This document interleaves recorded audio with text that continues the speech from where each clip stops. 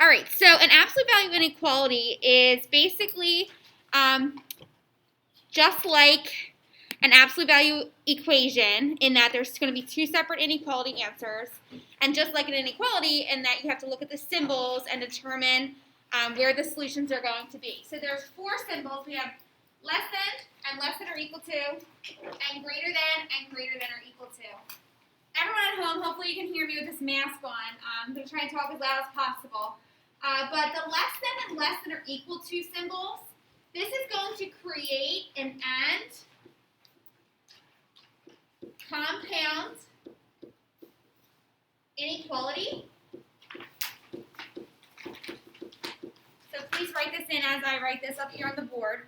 Whenever you see a less than or equal to symbol, it's going to create an and compound inequality.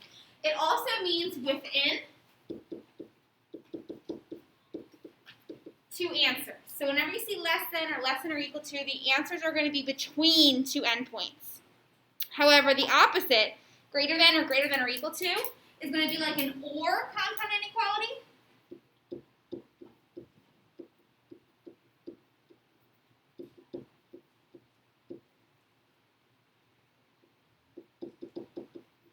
And I like to think of this as more than.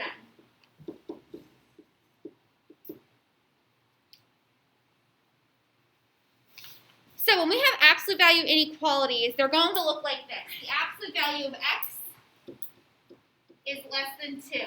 Now looking at this and looking at the symbols, I see this is a less than symbol. I know this is going to be an and compound inequality, which means the answers are going to be between two endpoints. When we're solving an absolute value inequality, our whole goal is first to isolate the absolute value bars. That means there's no numbers on the outside next to them. Because there's no numbers anywhere, we are going to split this up into two inequalities. The first inequality is going to look just like this one, just take away the absolute value bar. So it's going to be x is less than 2. And the second inequality is going to kind of look like this, but the opposite. So what happens is you keep the x the same, but you flip the symbol. So the direction was this way, it's going to flip to this way. Flip the direction of the symbol, went from less than to greater than, and then it goes from a 2 to a negative 2. So you have to flip the sign and technically flip the number to be a negative. That gives you two answers, negative 2 and positive 2. So on my number line, I'm going to put negative 2 and positive 2. Those are the only two numbers I need on there. You can put the numbers in between, but I don't need them. And then you would graph these. So anything that's less than 2, me personally, I like open circles and closed circles, but it's really up to you. I know WebDefine is weird that it makes you do it differently, but I'll show you both. I know that 2 is not a solution because it's just less than, so I would use an open circle. Anything that's less than 2 would be to the left. And then anything greater than negative 2 would be an open circle to the right. So here's what my graph would look like with the open circles, but WebDefine would make you use this parenthesis, and then a line, and then this parenthesis at this 2. The word's a little messed up. But it would be like parentheses on both sides, and then a line. So that would be the graph of the solution. So the solutions are within negative 2 and 2. And then it asks for interval notation. Interval notation basically lists the numbers differently. Instead of in graph form, it would list the numbers from negative 2 to 2. So you would put negative 2, comma 2. And then you would use parentheses since neither 2 or negative 2 are solutions, so they're not included. So the other one is going to be very similar in that the two endpoints are the same. For the absolute value of x is greater than 2.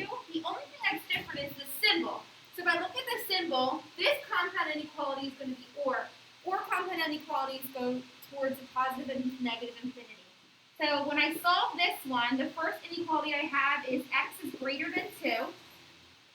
And the second one is going to be x, and you flip the sign to be less than, and flip the number to be negative 2. So I still have the same endpoints, but what's the big difference here with this one? Same endpoints, but what's the big difference, Mark? The signs are opposite. Yes, yes. So the signs are opposite, so the answers, instead of being between, are going to be on the outside. So they're going to go opposite directions like that. So that's the way I would use it with open circles.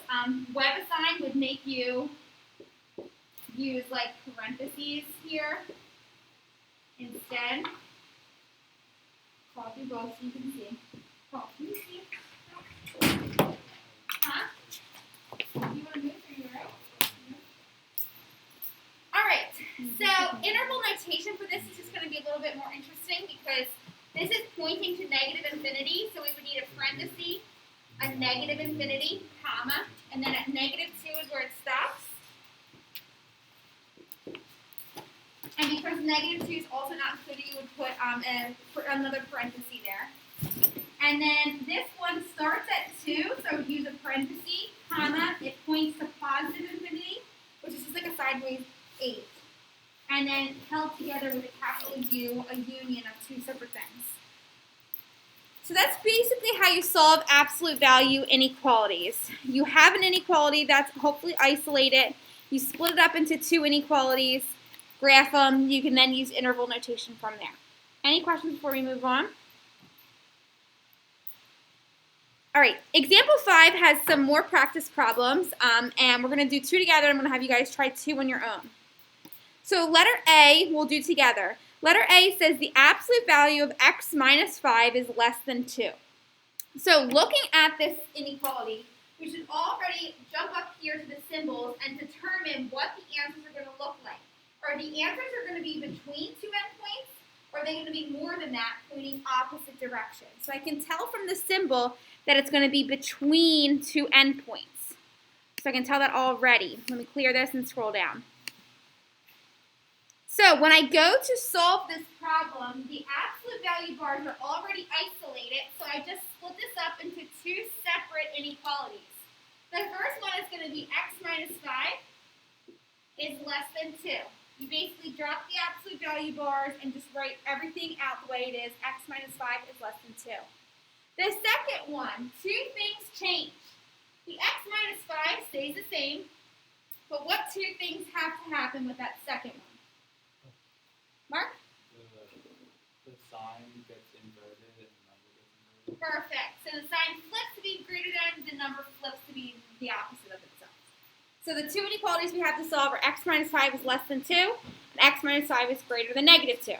This is easy to solve. We would just add 5 to both sides. The first one we're going to get x is less than 7 as one of the answers, one of the endpoints. Adding 5 to both sides here. We get x is greater than 3. So that on our graph, we would start to plot this.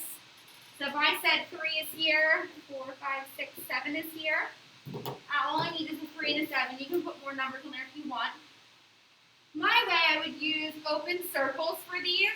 WebAssign's way would use parentheses. It's up to you. Let me just use what WebAssign would want you to do, since that they mark you wrong if it's wrong. So for anything less than 7, I would use a parenthesis around 7 here. Anything greater than 3, I would use a parenthesis, and the answers would be between like that. That's how they would want you to do it. You can also use open circles too, which is correct. We're going to skip down to letter D. These examples only ask you to graph. It doesn't say to use interval notation, so we don't have to. So if we look down at letter D, I want to do this one together because this one's not isolated. So this says the absolute value of x plus 6, all divided by 2, is greater than or equal to 4. The first thing we have to do is isolate the absolute value bars, which means anything that's being added on the outside, subtracted on the outside, multiplied or divided on the outside has to be solved first. So I'm talking about this divided by 2 here. This plus 6 cannot be touched because it's inside the absolute value bars, and it's like a cage. You can't take that 6 out until you separate it. So the only thing we can do is get rid of this 2 here. To get rid of dividing by 2, we would multiply both sides by 2. When you do that, you're left with the absolute value of x plus 6 is greater than or equal to 8. What? You don't have to do anything you want for the absolute value. What we do now. The first thing we have to do is multiply by 2, and now we have to split it up into 2 inequalities. The first one would be x plus 6 is greater than or equal to 8. And what would the second one be?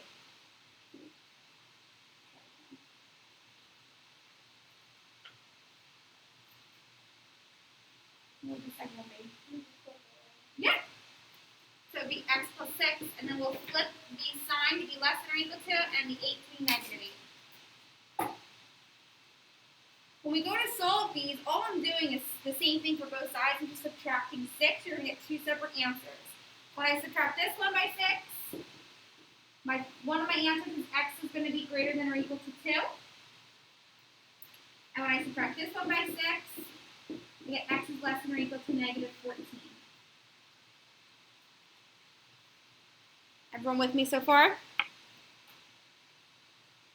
All right, these are the two endpoints we need to plot on the graph then. I'm just going to put a 2 here, and I'll say 14 is here. I'm going to erase this.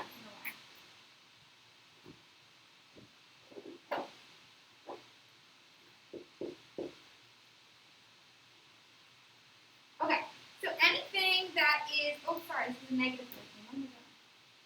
Sorry, erase that. I need 2 here and a negative 14. So anything that is greater than or equal to 2 would be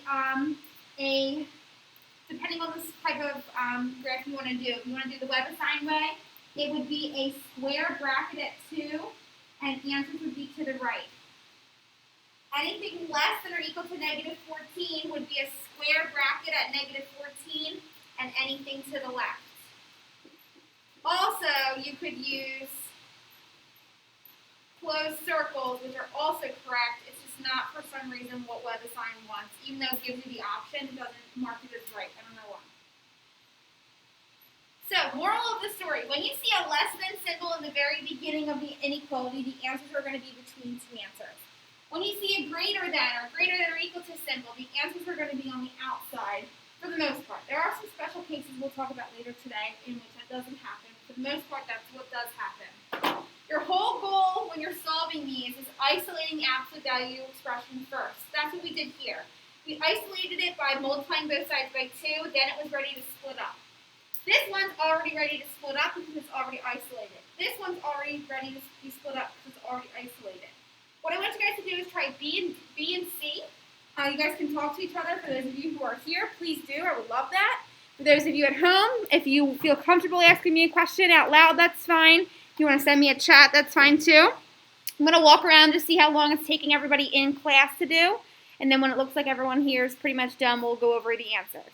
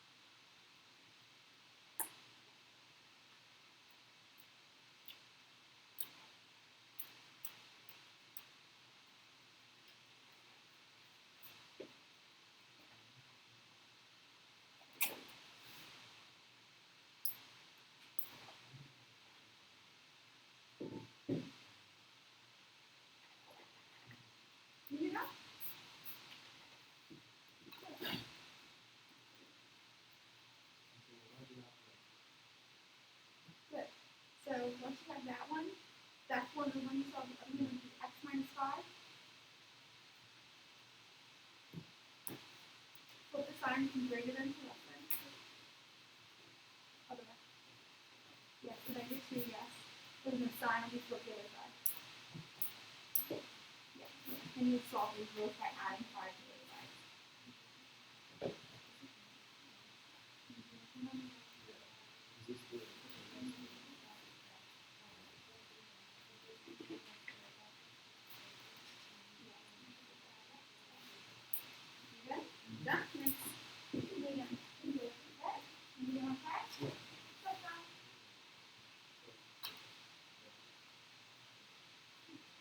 You will. Please split up into 2 little.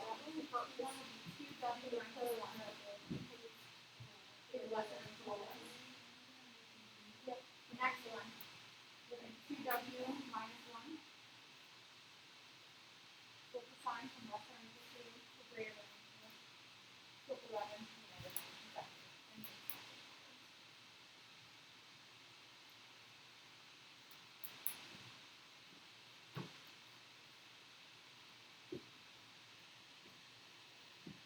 I'll give everyone like another minute or so.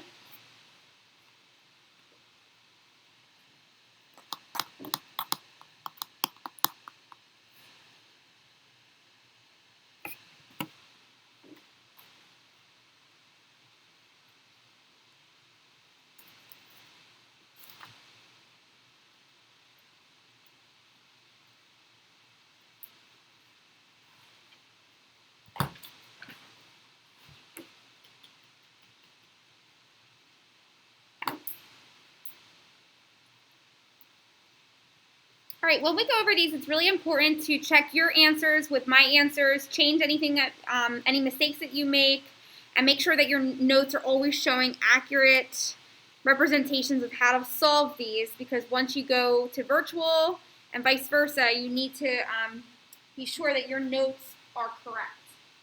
So, letter B, the absolute value of x minus 5 is greater than 2. There's nothing we need to do here to isolate anything, so we can go ahead and split this up into two inequalities. The first one being x minus 5 is greater than 2. The second one will be still x minus 5, but the greater than flips to less than, the 2 flips to negative 2. We solve both of these by adding 5 to both sides, so basically the same answers as this one. We're going to get x is greater than 7, though, instead of less than. And then this one's going to be x is less than 3. So, we need anything greater than 7 or anything less than 3. If I have 3 here and 7 here, anything that is greater than 7 would start at 7, and because it is just greater than and not greater than or equal to, you would use a parenthesis at 7 if you're doing it the WebAssign way, or an open circle at 7. And then for 3, you would need this parenthesis and going this way since it's just less than 3, or an open circle. And then for letter C, it is ready to be split up into two separate inequalities, but this one requires a couple more steps because this one was only a one-step inequality, this is 2. So it's isolated, so we just have to separate it into being 2w minus 1 is less than or equal to 11, and 2w minus 1 is greater than or equal to negative 11. The biggest mistake I see is that kids only solve one of them. They just drop the absolute value bars and solve 2w minus 1 is less than or equal to 11. You have to have 2. There's always 2 answers for each problem, which makes these difficult because each problem technically has 2 problems in it. However, you do the same thing to solve these. So what I mean by that is you're going to add 1 to both sides and get 2w is less than or equal to 12. Then you're going to divide by 2, and one of the endpoints is w is less than or equal to 6. Then for the other one, you're going to be doing the same 2 steps. You're still going to be adding 1 to both sides. 2w is greater than or equal to negative 10, and then dividing by 2, w is greater than or equal to negative 5. All of the rules still apply for inequalities. So like if I divided by a negative, my sign would flip. But I did not divide by a negative. I divided by a positive. The answer is negative, which is fine, but the answer would just say that. All right, so I need 2 numbers on here. I need negative 5, and I need 6 on my number line.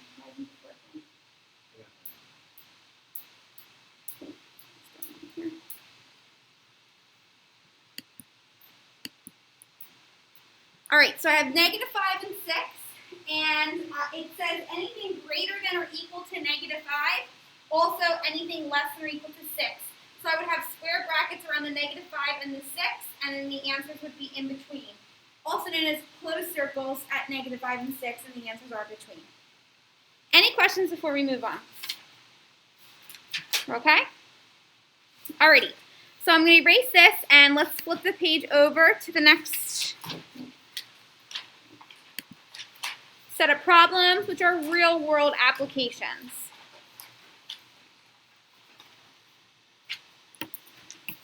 So, at a certain company, the average starting salary X for a new worker is $25,000. The actual salary has an absolute deviation of at most $1,800.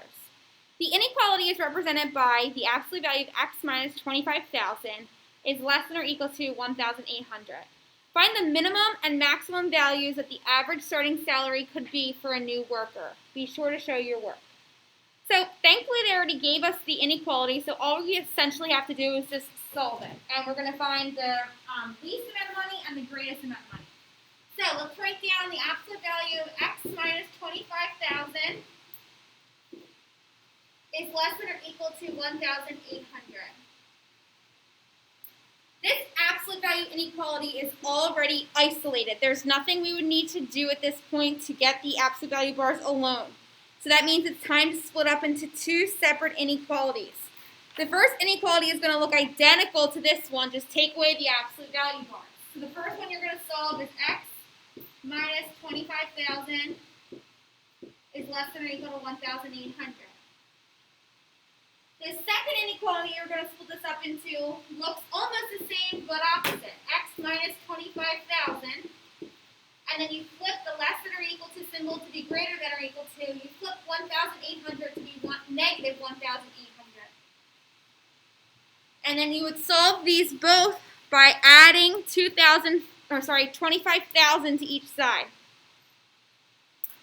So for the first one, when you add 25,000 to this side,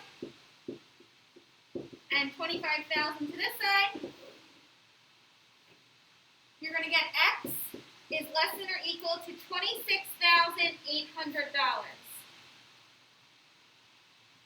That's going to be the maximum. The minimum, when I add 25,000 to both sides here, you're going to get x is greater than or equal to 23,200. That's going to be the minimum salary. So because this is a word problem, I think it's important for us to write down like words. So the minimum value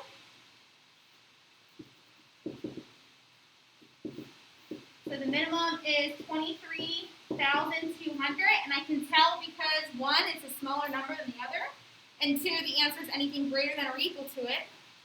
And then the maximum is 26,800.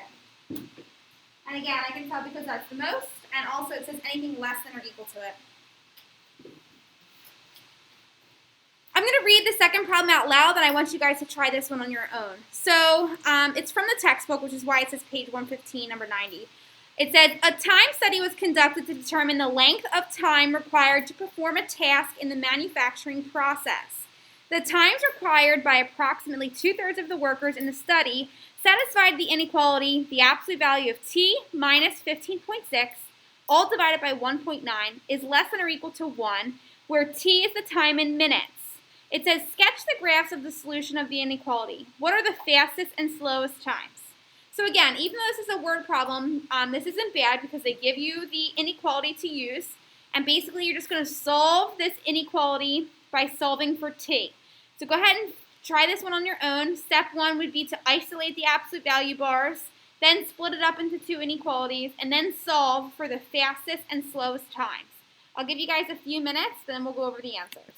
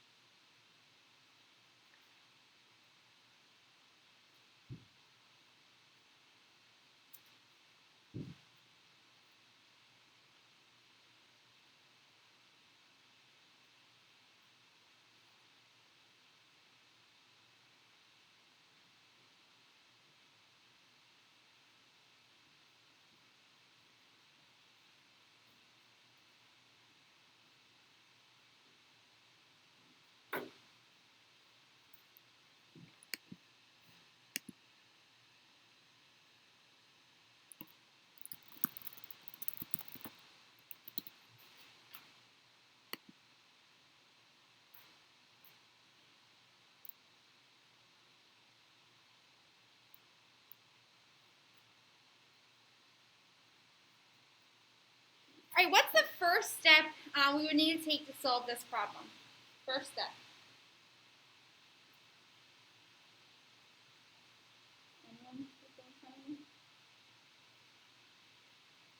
Anyone at home? What's the first step we would take in solving this absolute value inequality?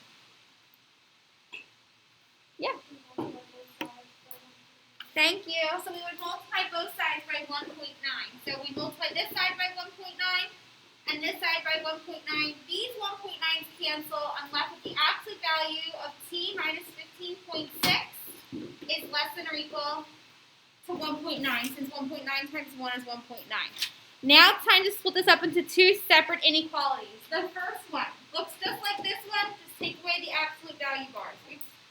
This would be t minus 15.6 is less than or equal to 1.9, and the other one will be t minus 15.6 is greater than or equal to negative 1.9. Then you would solve this by adding 1.9 to both sides, and you're going to get t is less than or equal to 17.5 for one answer, and t is greater than or equal to 13.7 for the other answer. Now, if we just read through this problem again, we can see that t is representing time, so it's minutes. So this is anything less than or equal to 17.5 minutes, anything greater than or equal to 13.7 minutes. The question is asking us to sketch the graphs of the solution, so we can graph this.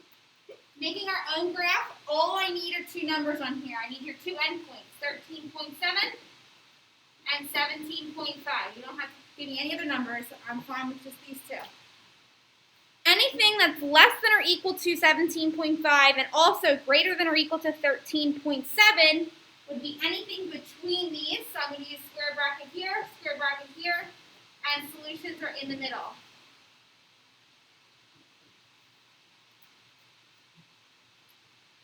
It said, what are the fastest and slowest times? So the fastest, even though in my mind, like when I think of like a bigger number, I think that would be the fastest. It's actually the opposite. The fastest would be 13.7 minutes. And the slowest would be 17.5.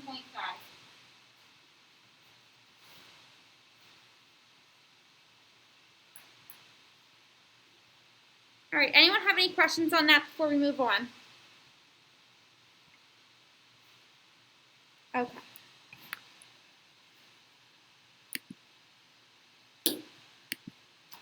All right, so for now, I actually want to skip this next word problem since we just did two together. If we have time at the end of class, we'll come back to it. We're going to skip this for now and move on to special cases so I know that we get through this at least, and then we'll come back to this later. So these next three problems on this page are special cases, meaning that something weird happens in these problems. So the first thing is case 1. Solve the absolute value of k minus 3 is less than negative 1. So if you remember from the beginning of this section, when we were doing absolute value equations, what would the answer be to this problem? The absolute value of k minus 3 equals negative 1. What would the answer be to this one? This one requires no work at all. Nope. Yes. Why would this one be no solution? And that's okay, Mark. Why would this be no solution? Like I can look at this and know there is no answer. And how can I tell? What does absolute value always do to a number? It makes it positive. So why does this have no solution? Yeah, so it says it's equal to negative 1. You can't be equal to a negative number if you're an absolute value. Something weird happens here, though, with absolute value inequality. So in this problem, it's not an equal sign. It's a less than. But it's the same type of situation. The absolute value is always going to take a number and turn it positive. Can a positive number ever be less than a negative number? No. It'll never happen. So this action requires no work. Whenever you see a negative number here, the answer is either going to be no solution or something else. And we have to determine it based on the symbol. This will never, ever, ever be less than a negative number because a positive is always going to be greater than that. So this one would be no solution. To graph a no solution answer, you literally don't graph anything. It would just be a blank number line. So it's kind of silly to even do that. This has no solution because a positive will never be less than a negative. In case 2, something weird happens as well. This says the absolute value of f plus 12 is greater than negative 4. Now we can solve this. We can split this up into 2 separate inequalities and solve them separately just like we can for this one. But when we do that, weird stuff will end up happening. There's actually really no point in doing it as long as you understand when it's no solution or when it's something else. Absolute value always takes this number and makes it positive. Is a positive number always going to be greater than negative 4 or never going to be greater than a negative? Always. So this one is actually the opposite of no solution. This is infinite solutions.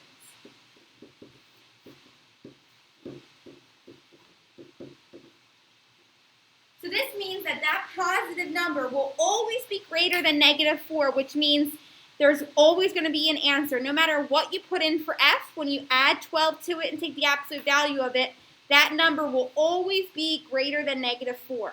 This graph is also silly because it's basically like a number line with like the whole thing shaded from left to right. So it's silly to even draw it because it's just like every single number will work.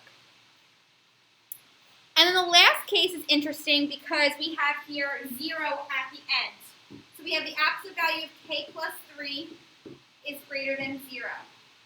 This is strange because when we go to solve absolute value inequalities and we split it into 2 separate ones, one of them would be k plus 3 is greater than 0. And the other one, we usually flip the number to be opposite. We can still flip the sign, but there is no negative 0. So we just have 0 again. So oops, it would be k plus 3 is greater than 0, and k plus 3 is less than 0. When I go to solve these and I subtract 3 to get my 2 endpoints, I get k is greater than negative 3, and k is less than negative 3. So negative 3 is my endpoint for both of these. So on my number line, I would need negative 3 here. To graph this one, k is greater than negative 3 would be an open circle. Anything greater than it would be to the right. Or for web assign, it would be this parenthesis, anything to the right. And then anything, for the second one, anything less than negative 3 would be an open circle at negative 3 again, anything to the left. Or for this one, it would be this parenthesis, anything to the left. So basically, this is an interesting case because it's every single number but negative 3 is an answer. Any questions on that? All right. So what we're going to do now is actually call it a day. Let me